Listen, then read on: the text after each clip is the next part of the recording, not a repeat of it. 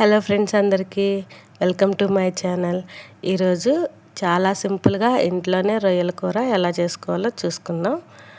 మనం ప్యాన్లో 1 table spoon మాత్రమే కొద్దిగా ఆయిల్ వేసుకొని ఒక 1/2 కేజీ రొయ్యల్ని మంచిగా శుభ్రం చేసుకొని కొద్దిగా పసుపు, చాలా కొద్దిగా సాల్ట్ ఇవన్నీ వేసుకొని మనం కొంచెం అటు ఇటు కలుపుతూ వీటిని ఉడకబెట్టుకోవాలి.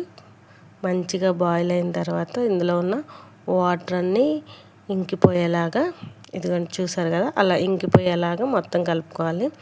ఆ ప్యాన్లోనే అన్నీ పక్కన పెట్టుకొని మనకు కావాల్సినంత ఆయిల్, ఆనియన్స్, కొంచెం 2 పెద్ద ఆనియన్స్ కోసుకొని మనం వేసుకోవాలి.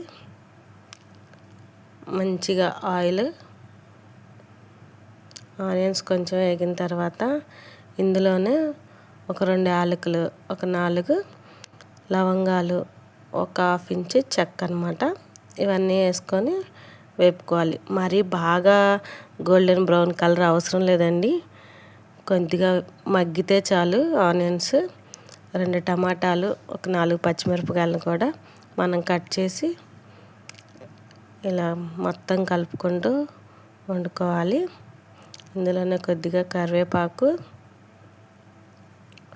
మొత్తం కలుపుకోవాలి నీట్గా.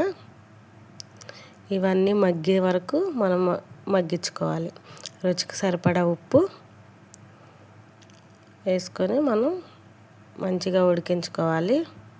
ఇందులోనే మనం ఉడకబెట్టుకొని పక్కన పెట్టుకున్న రొయ్యలను వేసుకొని కలుపుకోవాలి. ఇదంతా మంచిగా కలిసిపోయిన తర్వాత ఇందులోనే అల్లం వెల్లుల్లి పేస్ట్ రుచికి సరిపడినంత వేసుకొని మంచిగా కలుపుకోవాలి. ఈ రొయ్యలు ఏంటంటే అండి, ఆల్రెడీ ఉడికిపోయినాయి కాబట్టి మరీ ఎక్కువగా మగ్గించాల్సిన అవసరం లేదు. ఇవన్నీ కూడా మనకి టమాటాలు ఇవన్నీ మగ్గిపోయిన తర్వాత మసాలాలు వేసుకొని కొద్దిగా మగ్గితే ఇందులోనే రుచికి సరిపడా కారం, కొద్దిగా ధనియాల పొడి, కొద్దిగా గరం మసాలా వేసుకొని మొత్తం చక్కగా కలుపుకోవాలి.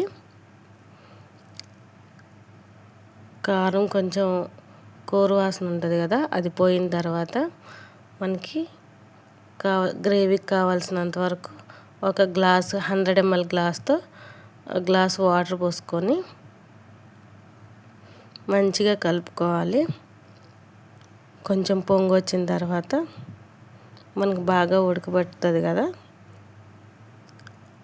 మంచిగా ఉడకబెట్టి పొంగు వచ్చిన తర్వాత కొంచెం మగ్గించుకోవాలి.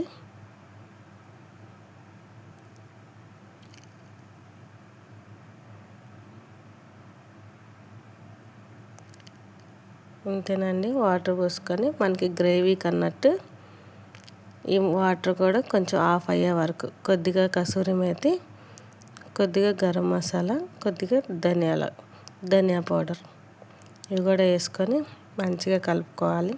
ఇంతేనండి, రొయ్యల కూర చాలా సింపుల్.